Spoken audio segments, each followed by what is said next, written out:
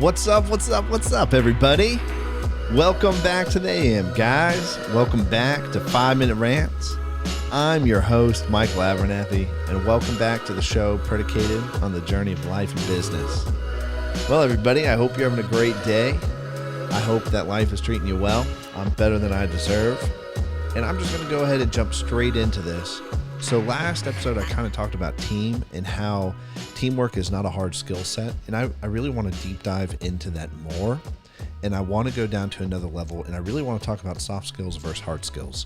Hard skills are the things that you learn in school or in a certificate program such as coding, right? Like I've got a hard skill in C++, and I don't. I'm just being hypothetical. I'm giving you guys an example.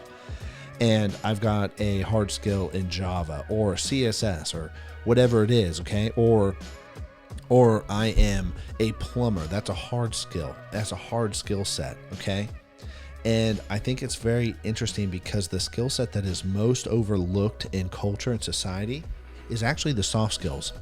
The skills that involve negotiating people and culture. And I'm not saying like negotiating as in like talking and making deals. That is part of this. But what I'm saying is it's really navigating people, navigating culture, navigating how things are done. So for instance, just walking into a room and being able to understand the room and the culture within that room, right? You go networking or you just walk into a party and then you can automatically feel the pulse of the room, understand and fit in, okay? And soft skills are important. Everybody uses soft skills. There's a book called Everyone's a Salesman, and I'd recommend reading it because it's really good because it really shows how you negotiate life doing sales all the time because of soft skills. But soft skills is like breathing. It's so used and so underrated that you never think about it, right? Like you don't ever think about breathing. You don't ever think about taking your next breath. You don't ever think about, oh my gosh, I got to breathe or I'm going to die. That doesn't happen. And that's how soft skills are because they are so common and they're used so frequently within work, right? They're used so frequently within your day-to-day life. They're used frequently with your kids or with your spouse or with your friends. They're used all the time. And so they're taken for granted. And things that we take for granted, we don't normally craft or hone, and we don't normally get better at because, cool, why would I need to get better at breathing? I don't know. There's a lot of long-term effects for being able to breathe better.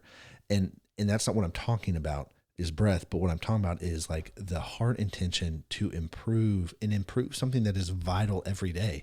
I don't know. I use breathing every day. Maybe I should work out so that my cardiovascular system gets better and my respiratory system get better. It's one of the most used things that I do is have a beating heart and taking a breath. It's the same thing with soft skills. If you develop soft skills, you go into an interview, you would be so much better because an interview is just a negotiation. You're literally making a deal. You walk in, you say, hey, I can give you this value.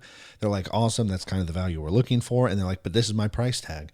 Oh, okay. Well, I don't know if that's the price we want to pay. And you're in a negotiation. And a lot of people struggle with the interview because they're not aware of soft skills. So a few things about soft skills to just kind of help with this. They take experience. You got to have experience with soft skills. And the way you get experience with soft skills is through self-awareness to really be aware of what you're saying and doing. And I'm not talking about from this manipulative standpoint because there's a lot of people who use manipulation and they are not, and we're going to get into this, but there's a whole scummy side to soft skills, to sales. And there's a lot of stuff that is tactical like that I disagree with the heart behind it at least. Right. But what I'm saying is you got to be aware of how you're communicating, how you're talking. You've got to actually listen. One of the hardest things about soft skills is nobody listens. And a lot of people who even practice, and I'm air quoting, practice soft skills, they don't listen. If you can learn to listen in any position that you're in, no matter what you're doing, right? You're at home with the kids. You learn to listen to your kids better, to actually understand what they need in the moment and what they want. Holy mess, is your relationship radically going to change with them because you can actually serve them and actually communicate to them with what they need versus, well, kind of maybe what you partially heard. And listening is very much like breathing. We do it all the time, so we take it for granted, and it's not an art that we practice. So the other thing too is, so experience, Self-awareness. The other thing is observation. You got to constantly be curious and look and be like, I wonder why they did that, or why they did this, or why they did those things. And then it helps you navigate people to really understand people. And a lot of soft skills are predicated on listening. Anyways, guys, I'm way over. So I'll catch you on the flip side. Peace.